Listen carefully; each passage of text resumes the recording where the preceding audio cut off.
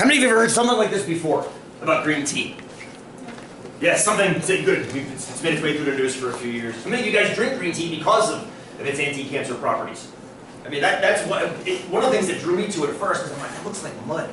I'm going to drink that. And I'm like, well, it's good for you. And so I drank my first cup, and I'm like, holy crap, it actually tastes pretty good. It actually tastes pretty decent.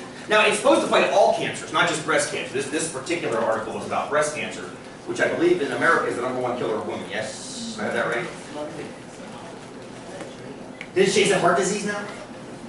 They be close. Yeah. But it's definitely up on the list as far as percent or number of women killed every year, which is freaking awful. But the idea is, okay, how do we fight breast cancer? What are some ways to fight it? Okay, now some ways, early detection is one way, which is interesting that Guy gave me this awesome little Oregon Institute of Science and Medicine flyer. I want to check that out later. So early detection is one, being able to get in front of it before it starts morphing into the definition of cancer really are these crazy morphed cells that grow faster than they should, and that include things from happening. But another way is to augment your diet with something, or exercise, or things like that, which I think is also inversely proportional to cancer rates. So this was interesting. This one got my attention.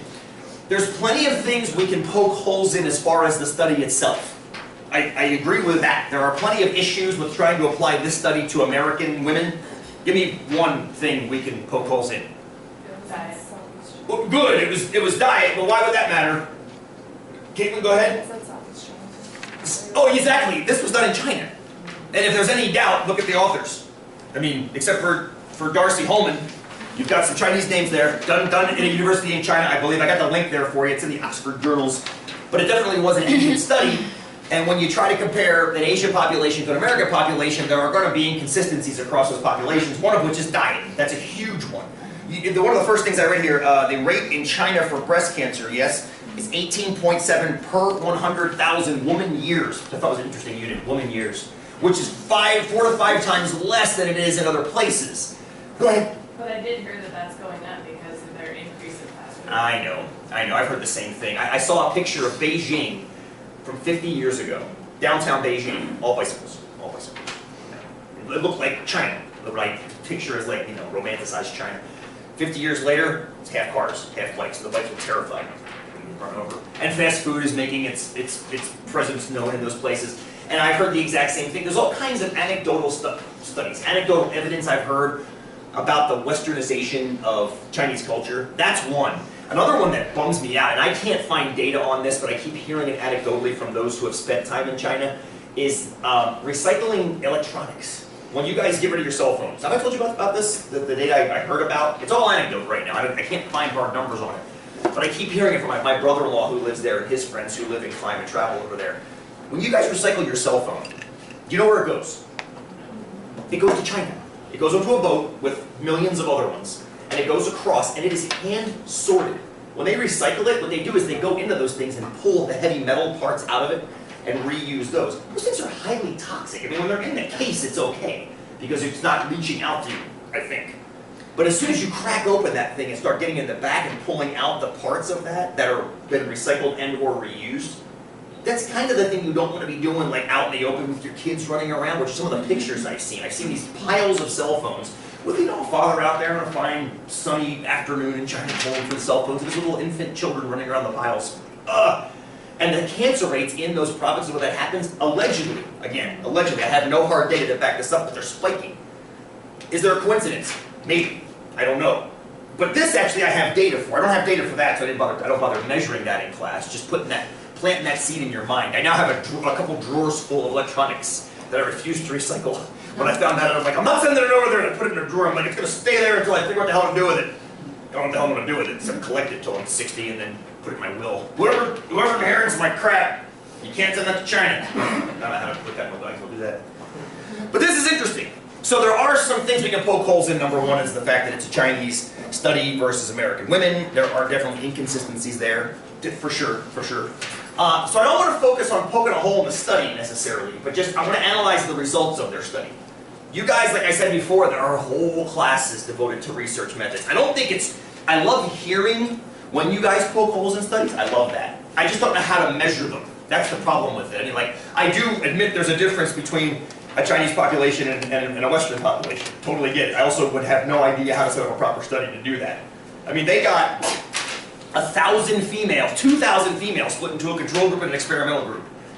I mean, I'd love to see a corollary study done in America. I just haven't seen one yet. That's this thorough. I'm not saying it hasn't happened, I'm just saying I haven't seen it yet.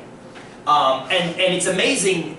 Well, anyway, research methods. If you need that class, some of you might need it. You don't know you need it yet, but you'll take it and it'll teach you ways in 10 weeks to not have as many holes to poke through. This was interesting. The proportion of lost or non-responding patients, 1.2%. What's that mean? Lost or non-responding? They dropped out? Maybe they died? Possibly. You got about 1%, which is about 10 of 1,000, yes? About 10 of 1,000. You would expect, what was the duration of the time on this study? Is it said in here? I don't remember. 2004 to 2000. 1 year. Okay, so over a year, you'd expect a small incidence of death, whether natural or whether breast cancer induced. That's totally believable either way. Some of them just disappear. That's actually an extraordinarily small non-response compared to a lot of samples. Di asked the question about, is this the best way to gather data, mailers? And I said, well, it certainly isn't the worst, which is kind of evading her question. Because whenever you do a mailer like this, a lot of times, it's come in the mail, I'm assuming? Yes. I bet a bunch of you got this in the mail and never made it past your mailbox or your recycle bin outside your house, because you put all the stuff, it's glossy, like in a pile, like, that's recycle. And it's been shown over and over again that like 1 in 10 people will actually, get this far with it, like take it and not put it in the recycle bin and then look at it, and then 1 in 10 of those might read it, and then 1 in 10 of those might act on it. So non-response is a big issue in statistical studies, very, very big. I like this one too. Control women were excluded if they had a previous diagnosis of cancer or some other malignant disease. Why? Why does this make sense? What's the definition of a control group?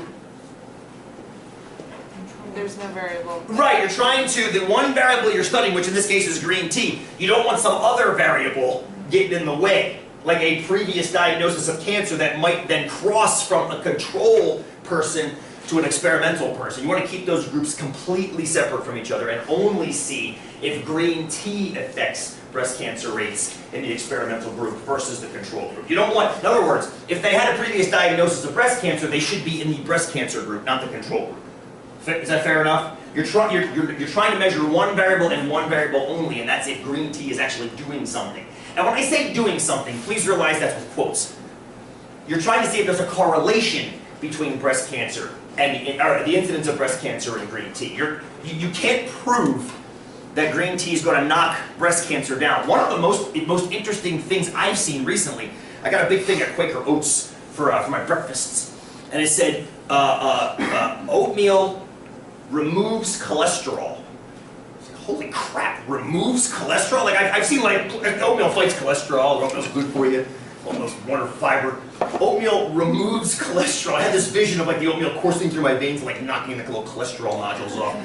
I haven't found the study on that one yet. I want to go back and look at that. Oatmeal removes. That's a word you don't see very often on food products. You know, oatmeal removes cholesterol. I remember olestrum may cause anal leakage. I remember that one from back in the 90s. That olestrum was a short-lived fat substitute. You might remember it. Hopefully you don't.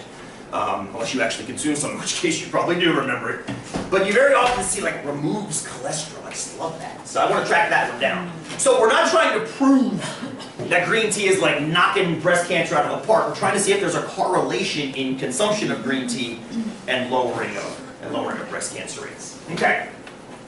So what we're going to see here is hypotheses that are being tested. Hypotheses that are being tested. And again, the whole point of today and Thursday is and was to get some terms kind of out in the open. There are hypotheses that are stated when you do a study.